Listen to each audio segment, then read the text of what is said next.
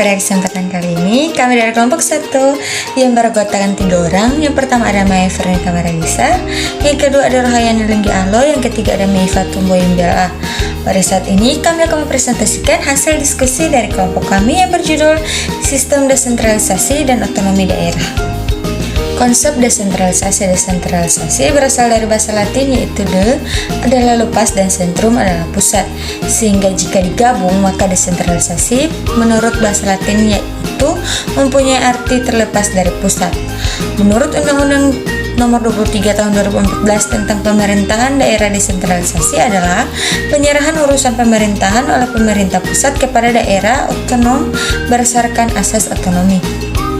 Adapun tujuan dari desentralisasi, tujuan utama desentralisasi ada 2, yaitu pertama tujuan politik dan yang kedua tujuan ekonomis.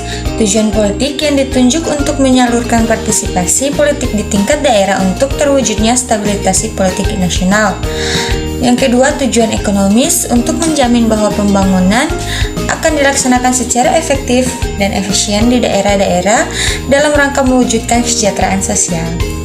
Perlunya desentralisasi di Indonesia, yang pertama luasnya wilayah Indonesia, yang kedua ketidakmampuan pemerintah pusat menyelenggarakan semua urusan pemerintah, dan yang ketiga Indonesia yang pluralistik, yang keempat agar terciptanya daya guna dan hasil guna pemerintah dan pembangunan. Bentuk-bentuk desentralisasi yang pertama dekonsentrasi. Menurut Pendinelli dan Cema 1983, dekonsentrasi merupakan pelimpahan tanggung jawab pemerintah pusat kepada daerah. Dekonsentrasi ini bisa berjalan pada skala yang bervariasi dan pada tingkat otonomi yang berbeda. Misalnya, dekonsentrasi mungkin tidak sepenuhnya menerima masukan atau input lokal dalam pembuatan keputusan. Karena hal itu hanya mengikuti administrasi yang dijalankan pada tingkat tersebut. Contohnya gubernur sebagai wakil pemerintah pusat, pelayanan pajak, dan dinas perhubungan. Yang kedua, delegasi. Menurut Rindinelli dan Cema 1983, desentralisasi adalah delegasi terhadap organisasi semi-otonom yang mencakup delegasi pembuatan keputusan dan otoritas manajemen bagi fungsi-fungsi organisasi tertentu yang tidak berada di bawah kontrol langsung dari pemerintah pusat. Organisasi pada otoritas ini bisa didelegasikan baik kepada perusahaan publik, otoritas yang mempunyai tujuan yang lebih dari satu dan juga tujuan tunggal seperti otoritas transit atau unit-unit implementasi proyek. Contohnya delegasi adalah mencakup perusahaan penyediaan air atau PDAM yang dipercaya dan diberi tanggung jawab untuk merencanakan, mengonstruksikan, dan menjalankan skema penyediaan air bahkan dengan ukuran tertentu. Yang ketiga, devolusi. Menurut Randinelli dan Cema 1983, devolusi adalah bentuk desentralisasi yang paling lazim terjadi di negara-negara berkembang dan telah menjadi pilihan dari pemerintah Indonesia. Devolusi berusaha menciptakan atau memperkuat tingkat atau unit pemerintah yang mandiri melalui devolusi fungsi dan otoritasnya. Dalam prosesnya, pemerintah pusat melepaskan kontrol terhadap fungsi tertentu dan jika perlu menciptakan lapisan pemerintahan baru dalam bentuknya yang paling ideal.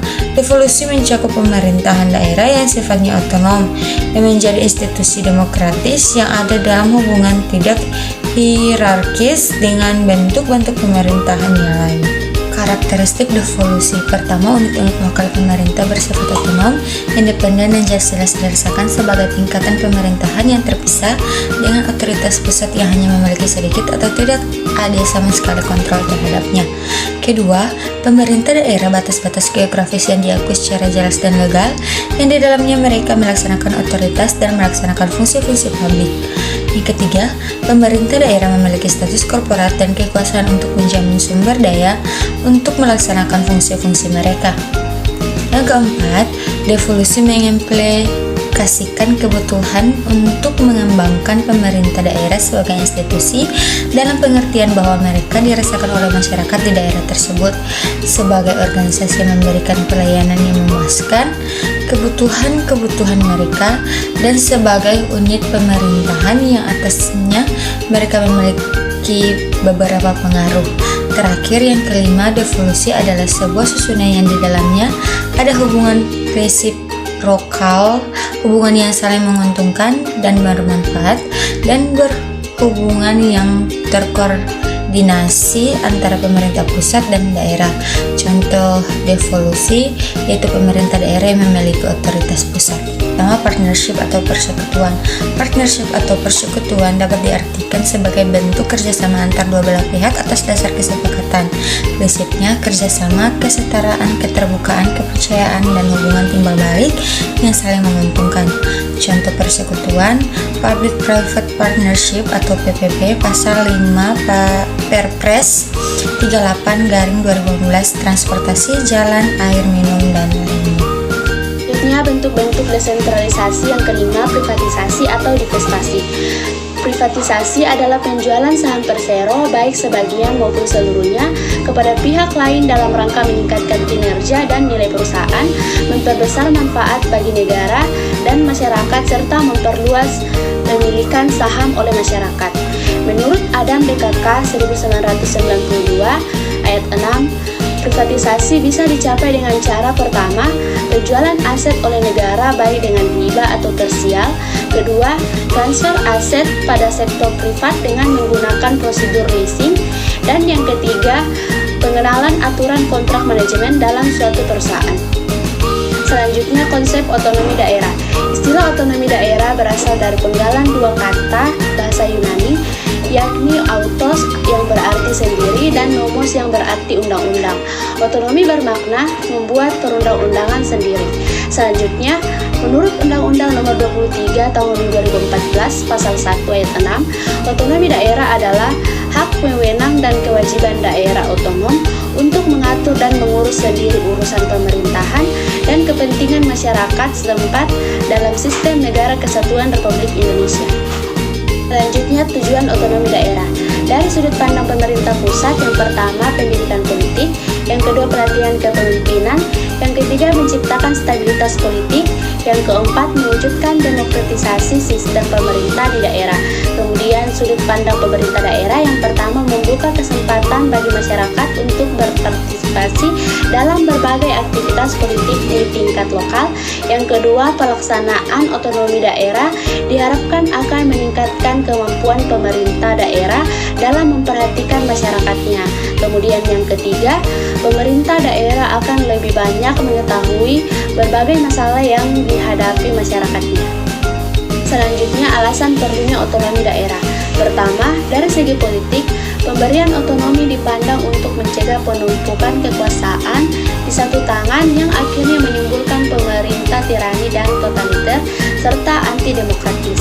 Kedua, dari segi demokrasi, otonomi diyakini dapat mengikutsertakan rakyat dalam proses pemerintahan sekaligus mendidik rakyat menggunakan hak dan kewajiban dalam penyelenggaraan pemerintahan sehari-hari. Ketiga, dari segi teknik organisasi pemerintahan, otonomi dipandang sebagai cara untuk mencapai pemerintahan yang efektif dan efisien serta lebih responsibel. Keempat, dari segi manajemen, sebagai salah satu unsur administrasi, suatu pelimpahan wewenang dan kewajiban memberikan pertanggungjawaban bagi penyelesaian suatu tugas serta hal yang wajar. Selanjutnya, prinsip otonomi daerah. Yang pertama, otonomi seluas-luasnya. Prinsip ini memberikan wewenang bagi daerah untuk mengatur rumah tangganya dan pemerintahannya sendiri. Namun, kebebasan itu juga harus menyesuaikan dengan peraturan perundang-undangan.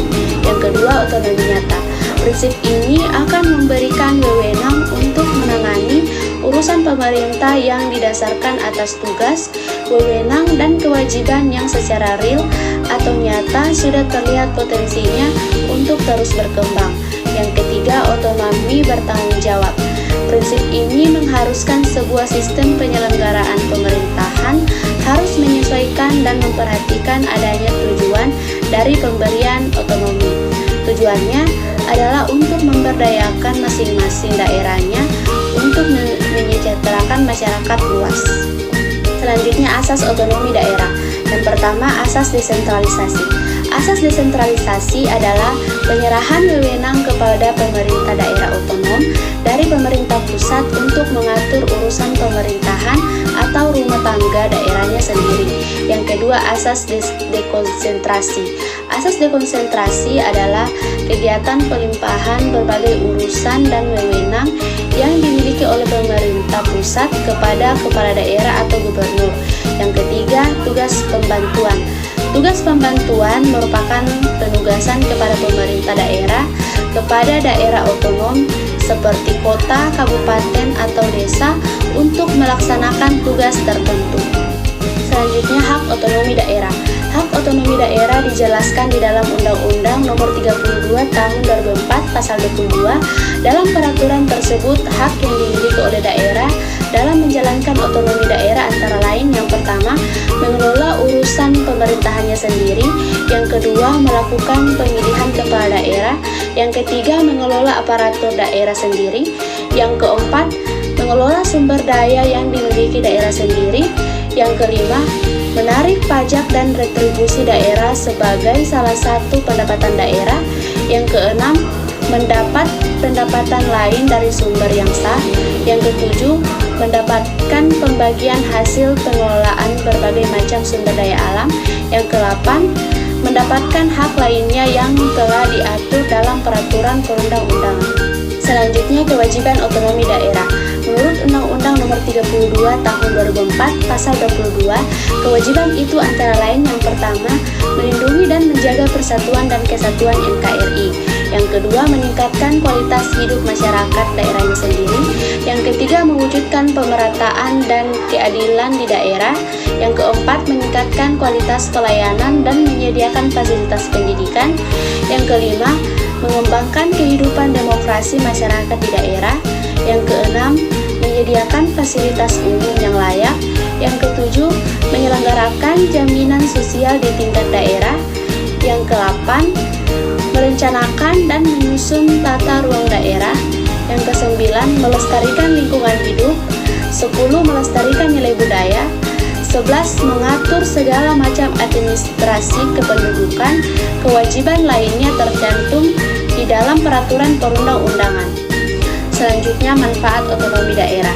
Yang pertama, meningkatkan kesejahteraan masyarakat daerah; yang kedua, meningkatkan kreativitas dan inovasi masyarakat agar bisa membuat daerah sendiri lebih unggul; yang ketiga, meningkatkan pengawasan dan kontrol terhadap kegiatan masyarakat; yang keempat, memudahkan peraturan administrasi yang ditetapkan pemerintah pusat; yang kelima, mendapatkan pendapatan daerah secara mandiri; yang keenam, tidak terjadi tumpang tindih kekuasaan ketika ada kebijakan dari pemerintah pusat; yang ketujuh, meningkatkan efisiensi kinerja pemerintah pusat; 8, pemerintah daerah lebih leluasa dalam melakukan pembangunan tetapi tetap dengan aturan yang ada; 9, kebijakan akan lebih tepat sasaran karena pemerintah daerah pasti lebih mengetahui kondisi daerahnya sendiri; 10, pelaksanaan kebijakan sesuai dengan kebutuhan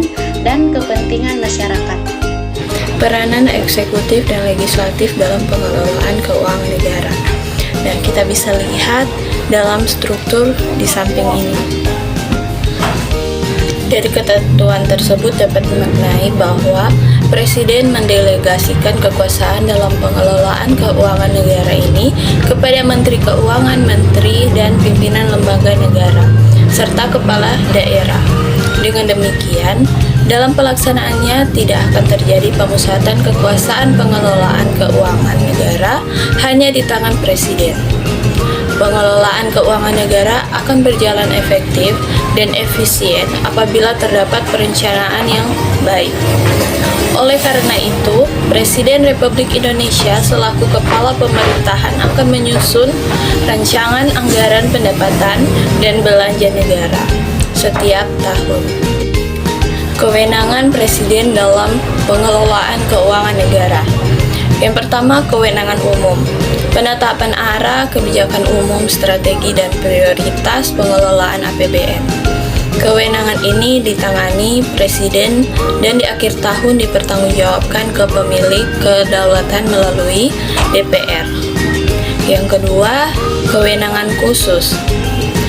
Keputusan atau kebijakan teknis dalam pengelolaan APBN didelegasikan ke Menteri Keuangan dan Menteri atau pimpinan lembaga negara, serta gubernur atau bupati atau wali kota.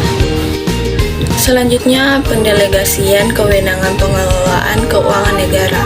Yang pertama, dikuasakan kepada Menteri Keuangan selaku pengelolaan fiskal dan wakil pemerintah dalam kepemilikan kekayaan negara yang dipisahkan. Yang kedua, dikuasakan kepada menteri atau pimpinan lembaga selaku pengguna anggaran atau pengguna barang kementerian negara atau lembaga yang dipimpinnya. Yang ketiga, diserahkan kepada gubernur atau bupati atau wali kota selaku kepala pemerintahan daerah untuk mengelola keuangan daerah dan mewakili pemerintah daerah dalam kepemilikan kekayaan daerah yang dipisahkan.